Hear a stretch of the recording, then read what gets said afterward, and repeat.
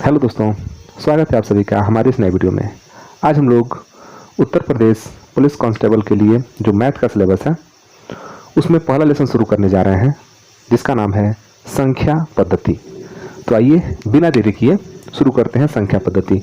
और ध्यान दीजिएगा, संख्या पद्धति सिर्फ उत्तर प्रदेश पुलिस के सिलेबस में नहीं है।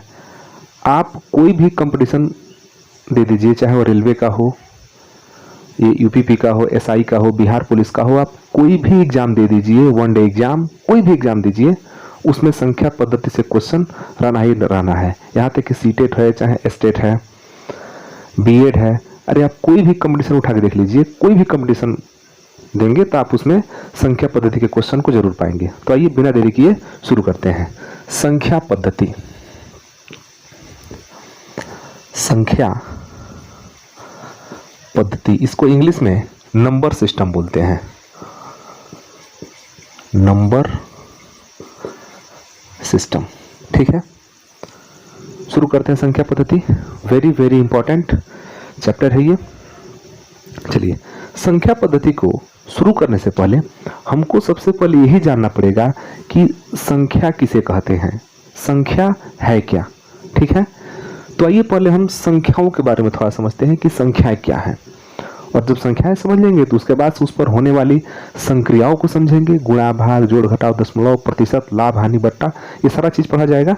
तो पहले हम संख्या को समझते हैं कि संख्या क्या है। तो संख्या को जानने से पहले आपको समझना पड़ेगा कि अंक क्या है। ध्यान दीजिएगा, अंक समझते हैं पहले क्या है। जैसे मान लीजिए हम कहें कि ये कितने मार्कर हैं, तो आप कहेंगे कि मार्कर कितना है, 2 है। तो 2 को हम कैसे लिखेंगे, हम पूछे कि कितने मार्कर हैं, आप कहेंगे 1 है। 1 को लिखेंगे कैसे, हम कहें हाथ में कितनी उंगलियां हैं, कहेंगे 5 है। तो 5 को लिखेंगे कैसे। तो हम किसी भी संख्या को लिखने के लिए जिन संकेतों का प्रयोग करते हैं, ध्यान दीजिएगा, किसी भी संख्या को लिखने के लिए जिन संकेतों का प्रयोग किया जाता है उन संकेतों को हम क्या बोलते हैं, अंक बोलते हैं। ध्यान दीजिएगा, अंक क्या है, तो संकेत है। अब देखिए, संकेत, इसका मतलब होता है 1। ये 1 है, मार्कर 1 है, तो 1 मार्कर को लिखना है तो ये हम 1 लिख देंगे। ये संकेत है जिसको हम क्या पढ़ते हैं, 1 पढ़ते हैं। उसी तरह ये 2 है, इसका मतलब 2 होता है। 2 को कैसे लिखेंगे, इस संकेत के द्वारा लिखते हैं। इसका मतलब होता है 3। ये 3 का संकेत है। ध्यान दीजिएगा, ये अंक क्या है, एक संकेत है। 4, 5, 6, 7, 8, 9 और एक संकेत होता है 0। ये सब क्या है, संकेत है। इन संकेतों को हम क्या बोलते हैं, अंक बोलते हैं। अब इन्हीं अंकों को आपस में जब मिलाएंगे तो बनेगी संख्याएं। इन्हीं अंकों को मिलाएंगे तो क्या बनेगी, संख्याएं। तो ध्यान दीजिएगा, संख्याएं क्या है, तो संख्याएं अंकों के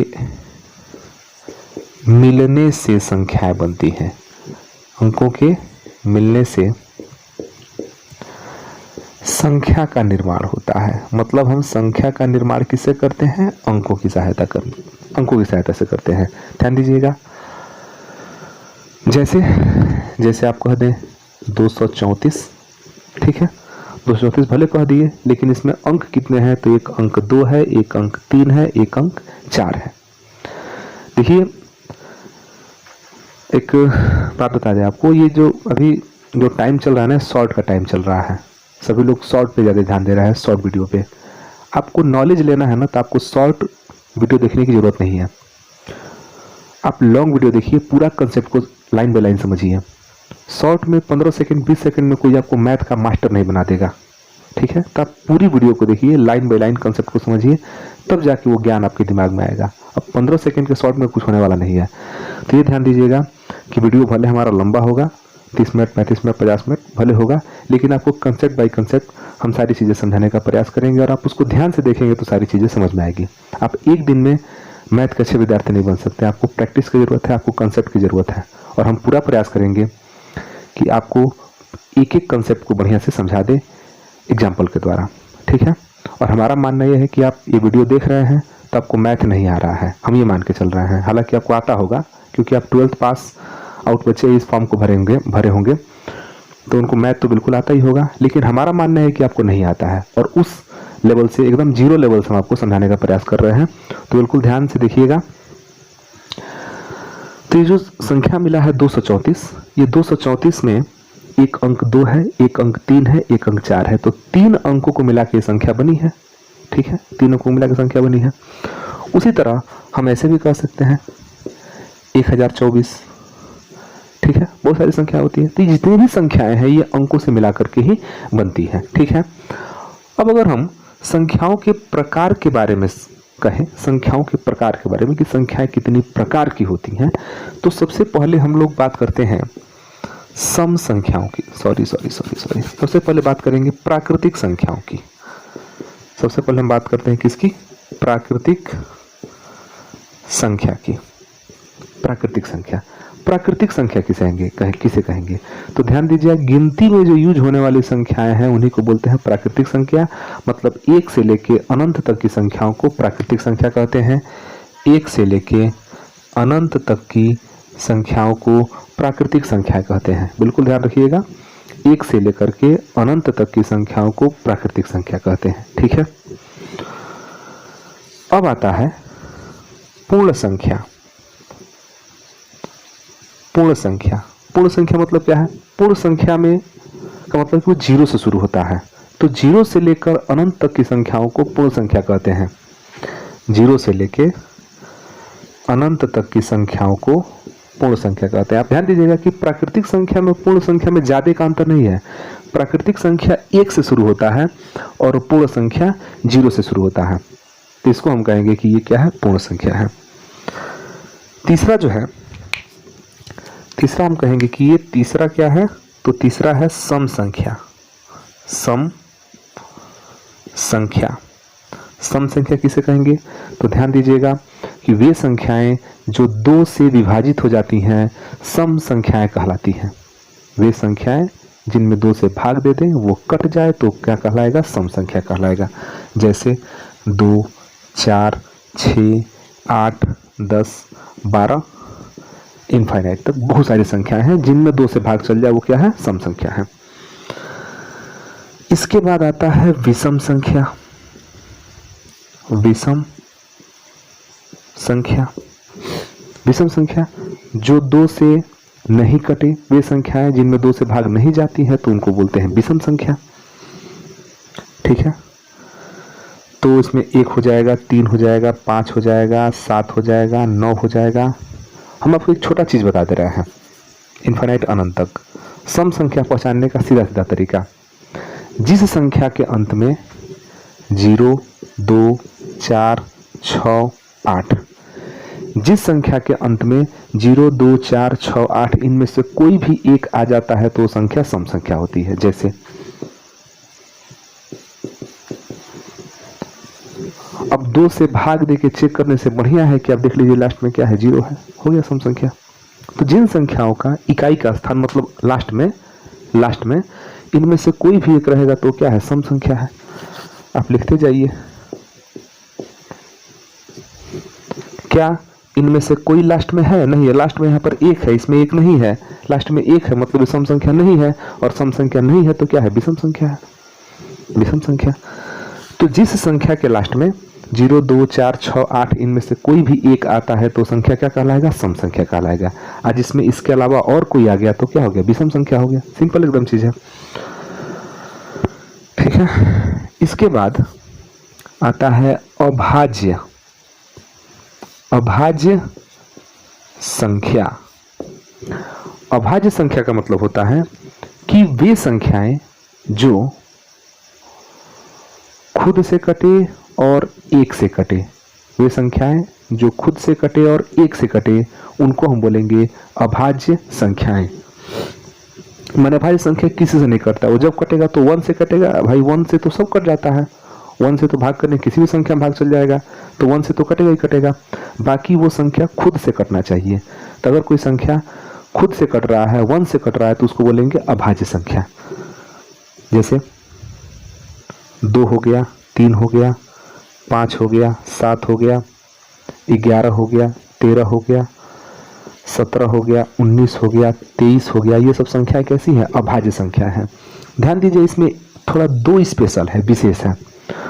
2 सम भी है, अभाज्य भी है, इसलिए 2 को हम बोलते हैं सम अभाज्य संख्या, क्योंकि 2 खुद से ही कट रहा है, 2 से ही कट रहा है, तो 2 को बोलेंगे सम अभाज्य संख्याएं।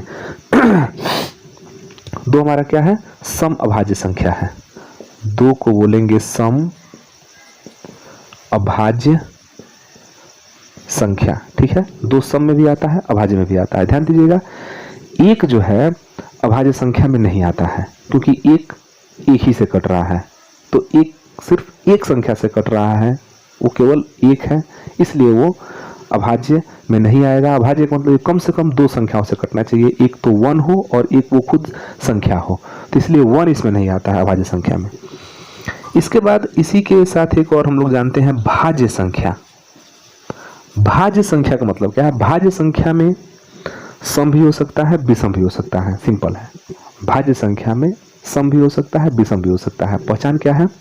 तो वे संख्याएं जो 1 खुद से कटे और इन 2 संख्याओं के अलावा किसी तीसरे संख्या से कट जाता है, तो उसको हम बोलेंगे भाज्य संख्याएं। ध्यान से सुनिएगा, वे संख्याएं जो 1 से कटे, वो संख्या खुद से कटे और इन दोनों के अलावा किसी एक तीसरे संख्या से कटता है, तो उसको बोलेंगे भाज्य संख्या। अब वो भाज्य संख्या सम भी हो सकता है, विषम भी हो सकता है। हालांकि अभाज्य नहीं होगा, क्योंकि अभाज्य संख्या है तो स्वयं से और 1 से ही कटती है, बाकी वो किसी से कटेगा ही नहीं।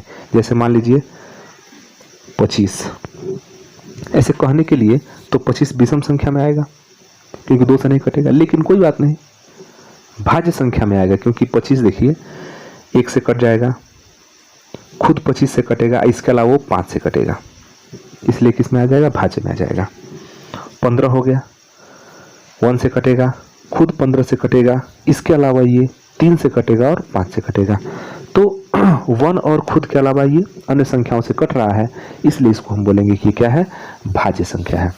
तो भाज्य आप बिल्कुल ध्यान दीजिएगा कि भाज्य का मतलब कि सम भी हो सकता है, विषम भी हो सकता है। ठीक है, भाज्य में आपका सम विषम दोनों आ सकता है, सम प्लस विषम दोनों में से कोई भी आ सकता है, उसको बोलेंगे भाज्य संख्या। इसके बाद हम लोग समझते हैं परिमेय संख्या। परिमेय संख्या, हालांकि परिमेय संख्या के लिए एक हम अलग से चैप्टर पढ़ेंगे परिमेय संख्या का, वहां पर और डिटेल्स में हम बताएंगे परिमेय संख्या के बारे में। फिलहाल अभी के लिए आप ये जानिए कि परिमेय संख्या क्या है। तो P बटा Q के रूप में लिखी गई संख्या को परिमेय संख्या कहते हैं, जहां जो Q है वो 0 नहीं होना चाहिए, नॉट इक्वल टू 0। P बटा Q के रूप में लिखी गई संख्याओं को परिमेय संख्या कहते हैं, जैसे 3/5, 1/2, 4/1, 2/5। ध्यान दीजिएगा, नीचे हर में 0 नहीं होना चाहिए। आप जानते हैं कि इसको अंश बोलते हैं, इसको क्या बोलते हैं? हर बोलते हैं। तो बटा के जो नीचे है वो 0 नहीं होना चाहिए। एक चीज़ और ध्यान दीजिएगा कि जो परिमेय संख्या होता है ना, ये धनात्मक भी होता है और ऋणात्मक भी होता है। ये दोनों तरीके के होते हैं, धनात्मक भी होते हैं और ऋणात्मक होते हैं। तो जो धनात्मक होते हैं उनको धनात्मक परिमेय संख्या बोलते हैं, जिसमें माइनस लगा होता है वो ऋणात्मक परिमेय संख्या है। जैसे हो गया ऋणात्मक परिमेय संख्या, अगर दोनों माइनस लगा देंगे ना तो माइनस माइनस क्या हो जाएगा? कट जाएगा। दोनों में अगर माइनस लगाएंगे तो माइनस माइनस क्या हो जाएगा? कट जाएगा। तो वो धनात्मक परिमेय संख्या ही है। तो परिमेय संख्या धनात्मक भी होता है और ऋणात्मक भी होता है। ठीक है, इसी में एक देखिए होता है पूर्णांक। पूर्णांक पूरा अंक, पूरा अंक 1 2 3 4 5 6 7 8 पूरा अंक है। -1, -2, -3, -4। तो पूर्णांक धनात्मक भी होता है और ऋणात्मक भी होता है। धन पूर्णांक 0 1 2 3 इनफाइनाइट तक, इधर आएंगे तो -1 -2 -3 कहाँ तक? इनफाइनाइट तक। तो इसको बोलते हैं पूर्णांक। इसी में एक भिन्न होता है, एक संख्या क्या होता है? भिन्न। अच्छा, भिन्न में और परिमेय संख्या में अंतर होता है। बहुत लोग इस बारीकी को समझते नहीं है, डिफरेंस को नहीं समझ पाते हैं कि भिन्न क्या है और परिमेय संख्या क्या है। जैसे हम आपके पास 2 संख्या लिख रहे हैं, जैसे हम लिख दिए 4/6 और 2/3। क्या डिफरेंस है दोनों में? ध्यान दीजिएगा कि ये दोनों के दोनों परिमेय संख्या हैं, दोनों दोनों क्या है, परिमेय संख्या है, क्योंकि इनको हम p बटा q के रूप में लिख सकते हैं और q नॉट इक्वल टू 0। दोनों दोनों परिमेय संख्या है। लेकिन हम पूछे कि इसमें भिन्न कौन है, तो भिन्न क्या होता है, तो भिन्न सबसे सरलतम रूप होता है। परिमेय संख्या का जो सरलतम रूप होता है उसको क्या बोलते हैं, भिन्न बोलते हैं। लेकिन परिमेय संख्या में भी धनात्मक जो परिमेय संख्या है उसकी बात होगी। तो भिन्न क्या है, तो भिन्न जो है धनात्मक परिमेय संख्या, धनात्मक परिमेय संख्या का सरलतम रूप, सरलतम रूप, धनात्मक परिमेय संख्या का सरलतम रूप। भिन्न पहली बात तो ऋणात्मक नहीं हो सकता है, ठीक है, परिमेय संख्या ऋणात्मक होता है। हालांकि दोनों देखिए इस एग्जाम्पल में दोनों परिमेय संख्या है, परिमेय संख्या दोनों है, लेकिन पूछेंगे क्या भिन्न दोनों है, तो भिन्न दोनों नहीं है।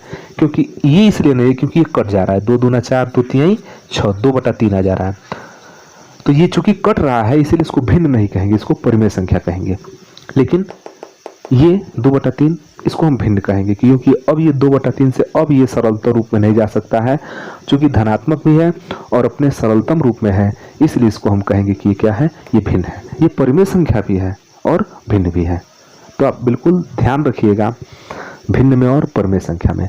परिमेय संख्या धनात्मक होती है, ऋणात्मक होती है, कोई दिक्कत नहीं है, लेकिन भिन्न कभी भी ऋणात्मक नहीं होता है और वो हमेशा अपने सरलतम रूप में रहता है। जैसे हम 10/15 नहीं कह सकते, 10/15 भिन्न नहीं है, घटाइए इसको, 5 दूना 10, 5 तिहाई 15, 2/3 क्या है, भिन्न है। हालांकि परिमेय संख्या दोनों है, लेकिन भिन्न कौन है, तो 2/3 है। तो आप इसको ध्यान में रखिएगा, नहीं तो बहुत बच्चे इस बात के लिए कंफ्यूजन में रहते हैं कि भाई ये परिमेय संख्या भिन्न दोनों तो दिखता है एक ही जैसा है, बट है नहीं एक जैसा, क्योंकि जो भिन्न होता है वो धनात्मक परिमेय संख्या का सरलतम रूप होता है। भिन्न हमेशा सरलतम रूप में रहता है, उसको आप कटा के और छोटा नहीं कर सकते हैं। तो आप चाहें तो इसका स्क्रीनशॉट ले सकते हैं। इसके बाद अभी और हम संख्याओं के बारे में थोड़ा बात कर लेते हैं। देखिए ये बेसिक चीज़ है, बहुत बेसिक चीज़ है, ये हर आदमी को आना चाहिए। ये आपको संख्या नहीं आता है तो फिर आपको आगे के जो सवाल होंगे वो नहीं आएगा।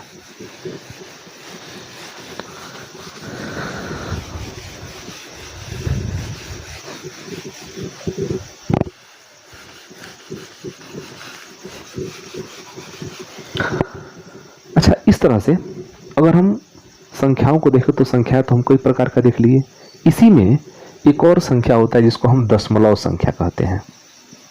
दशमलव संख्या, दशमलव संख्या के लिए एक अलग से चैप्टर हम लोग पढ़ेंगे। एक परिमेय संख्या का अलग चैप्टर पढ़ेंगे और एक दशमलव संख्या का अलग चैप्टर पढ़ेंगे। दशमलव संख्या में क्या होता है कि दशमलव संख्याएं पूर्ण संख्या नहीं होती हैं। जैसे 3 पूर्ण संख्या है, 4 पूर्ण संख्या है, लेकिन हम कहें 3.5, 3 से थोड़ा ज़्यादा, 4 से कम, 3 और 4 के बीच की जो संख्याएं हैं और वो सब किस में आ जाएंगी, दशमलव संख्या में आ जाएगी। जैसे 4.52। अब ये संख्या 4 से थोड़ा सा ज़्यादा है, ये संख्या 4 से ज़्यादा है लेकिन 5 से क्या है, कम है। तो 4 और 5 के बीच की संख्याएं क्या हो जाएंगी, दशमलव संख्या, दशमलव के रूप में लिखना पड़ेगा। तो 2 पूर्णांक संख्याओं के बीच का कोई संख्या लिखना होता है तो हम दशमलव से प्रदर्शित करते हैं, उसको दशमलव से लिखते हैं, ठीक है। दशमलव में कुछ खास नहीं है, दशमलव के लिए एक अलग से हम चैप्टर पढ़ेंगे। एक इसी में होता है काल्पनिक संख्या, थोड़ा ध्यान दीजिएगा। काल्पनिक संख्या, काल्पनिक संख्या क्या होता है ना, वास्तव में कोई संख्या काल्पनिक होता नहीं है। वास्तव में कोई संख्या जो है काल्पनिक होता नहीं है। काल्पनिक का मतलब ये हुआ ना कि वास्तव में है ही नहीं, वो हमारे मन की क्या है, कल्पना है। जैसे एक छोटा सा उदाहरण समझाते हैं आपको। जैसे हम कहें कि आप -2 का फिर से -2 में गुणा कीजिए, ध्यान दीजिएगा, -2 का -2 में गुणा कीजिए तो आप कहेंगे कि माइनस गुणे माइनस प्लस और 2 गुणे 2 4। हम कह रहे हैं -3 का -3 में गुणा कीजिए तो माइनस गुणे माइनस प्लस, 3 3 9।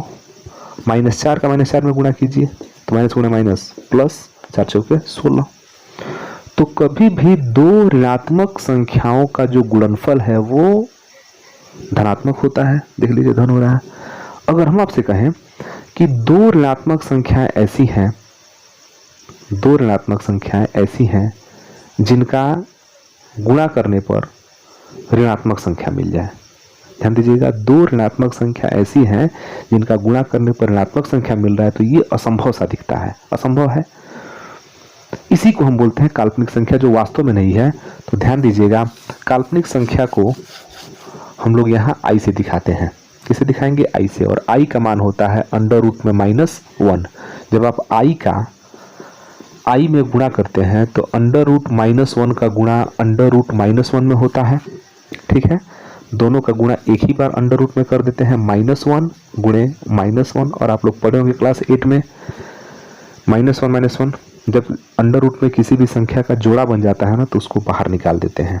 ध्यान देखिएगा, आई का जब आई में गुणा हुआ तो ये तो माइनस में आ गया, मतलब यहाँ पर स्क्वायर किस में आ रहा है? माइनस में आ रहा है, जबकि स्क्वायर कभी भी माइनस में नहीं होता है।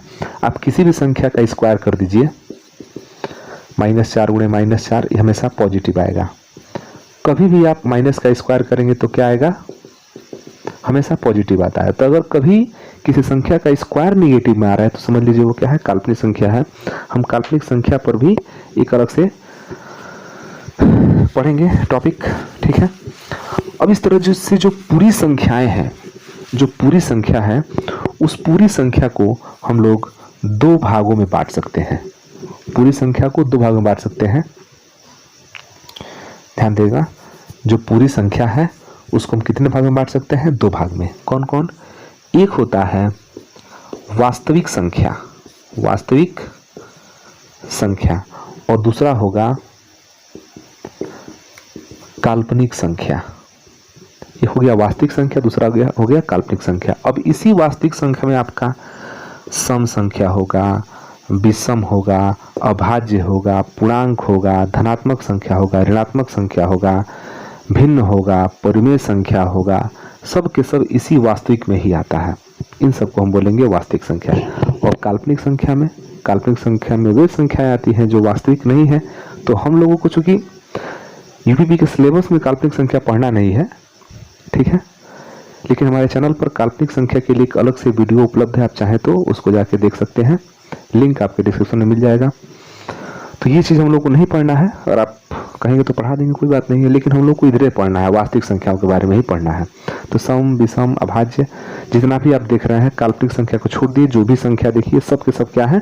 वास्तविक संख्याएं हैं। ठीक है, अब जब इन संख्याओं को लिखा जाता है, ध्यान दीजिएगा, इन संख्याओं को लिखा जाता है, जैसे हम एक संख्या लिख दिए 3265, 3265 एक हम संख्या लिख दिए।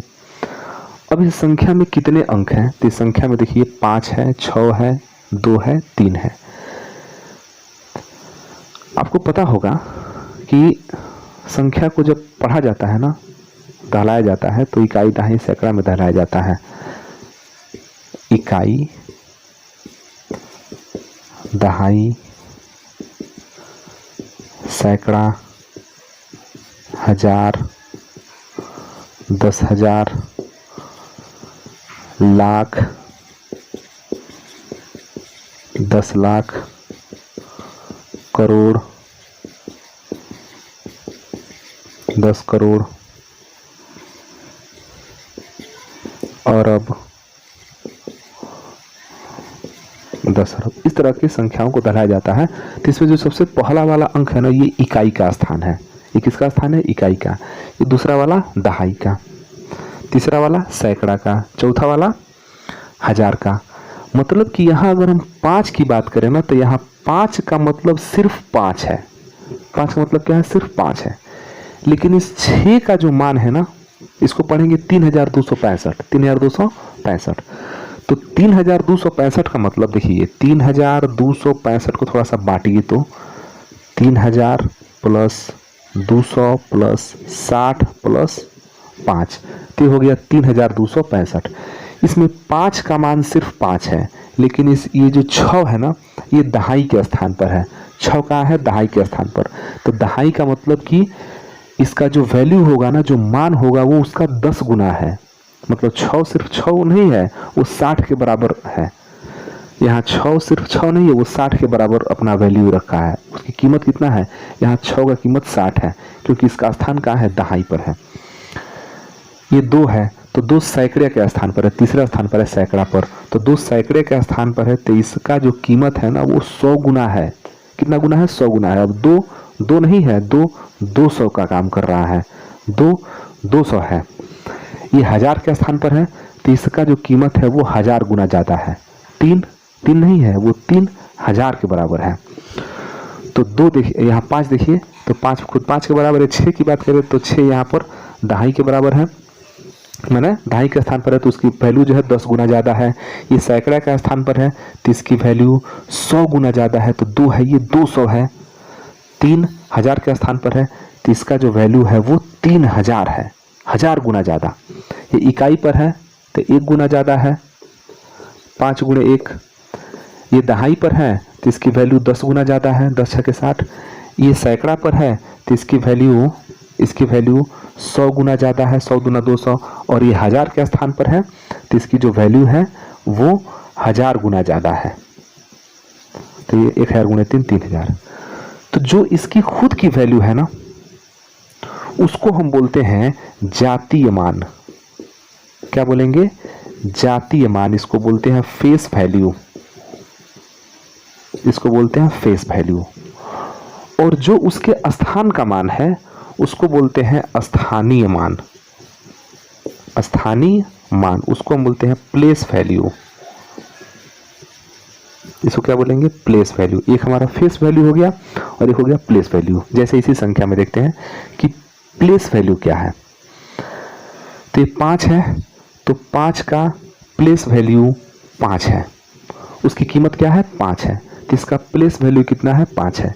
लेकिन 6 की कीमत 6 नहीं है, ये 2.5 के स्थान होने पर 6 का कीमत 60 है, 10 गुना ज़्यादा है। तो इसका जो प्लेस वैल्यू है, स्थानीय मान है, इसके स्थान का मान है। अगर यही 6 यहाँ रहता ना तो उसका मान 6 होता, लेकिन वो 6 2.5 के स्थान पर है, इसलिए उसका मान 60 होगा।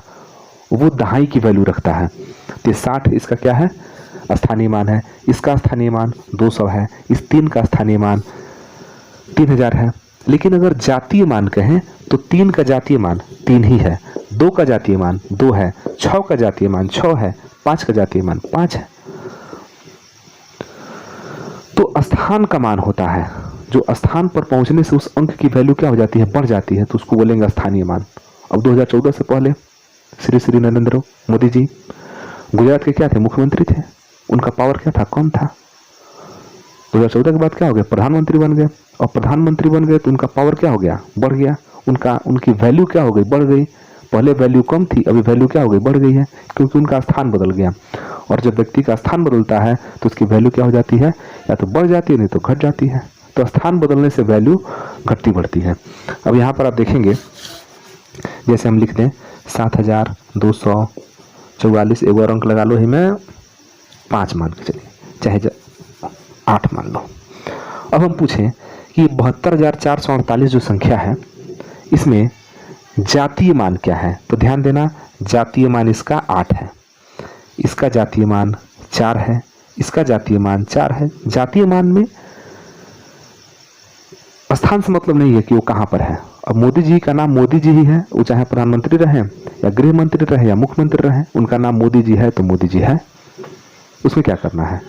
तो उनका नाम तो नहीं बदल रहा है, लेकिन उनके पद से उनकी वैल्यू बढ़ जा रही है। वही चीज यहाँ पर है। ये 4 है तो 4 है, 4 है तो 4 है, ये 2 है तो 2 है, 7 है तो 7 है। तो ये इसका क्या है? जातीय मान है, फेस वैल्यू है। लेकिन अब हम पूछे कि ये 8 कहाँ है?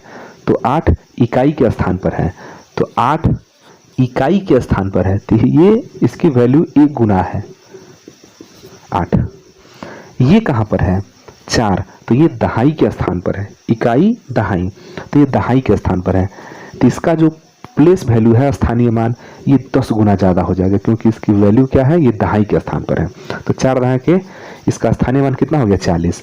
अब पूछे कि ये भी तो 4 है, ये भी तो 4 है, लेकिन इसका जो स्थान है ना वो सैकड़े के स्थान पर है। ये 2.5 के स्थान पर 4 था तो इसकी वैल्यू 10 गुना, ये सैकड़े का स्थान पर 4 है तो इसकी वैल्यू 100 गुना, सैकड़े का स्थान पर है तो 100 से गुना, ये इसकी वैल्यू कितनी होगी? 400। ये 1000 के स्थान पर है तो इसकी वैल्यू 1000 गुना, इसकी वैल्यू 2000 हो गई। और ये 10,000 के स्थान पर है 7 गुणे 10,000, तो इसकी वैल्यू 70,000। तो ये 70,000, 2,000, 72,000, ये 400, तो 72,400, 40 और 8 48, तो 72,448। तो बहुत सिंपल है, कुछ खास नहीं है, प्लेस वैल्यू और फेस वैल्यू। अब आपको लिखना होगा तो इतना है, गुणा करके ताम झाम करने की जरूरत नहीं है। इकाई का 8 का प्लेस वैल्यू 8, जिसका प्लेस वैल्यू लिखना है, जैसे 4 का प्लेस वैल्यू लिखना है तो देख लो 4 के बाद कोई अंक है, जितना अंक है उतना 0 लगा दो, बात खत्म। ये 4 है, इसका स्थानीय मान लिखना है तो 4 लिख दो, कोई अंक है, 2 अंक है, 2 0 लगा दो, बात खत्म। इसका स्थानीय मान लिखना है 2 का, 2 लिखो, कितना अंक बच रहा है, 1 2 3 0 लगा दो, ठीक है। 7 का लिखना है तो 7 लिखो, इसके बाद कितने अंक बच रहा है, 1 2 3 4, 1 2 3 4 लगा दो, हो गया। तो इसका स्थानीय मान ये निकल गया। और इसका अगर जातीय मान निकालना है तो जातीय मान जो अंक होता है वही होता है, ठीक है। तो ये हमारा हो, तो ये रहा हमारा संख्याओं के बारे में। तो ये रहा हमारा संख्याओं के बारे में। तो इस वीडियो में बस इतना ही, वीडियो लंबा ना हो। फिर मिलते हैं अगले वीडियो में एक नए टॉपिक के साथ, तब तक के लिए धन्यवाद, जय हिंद।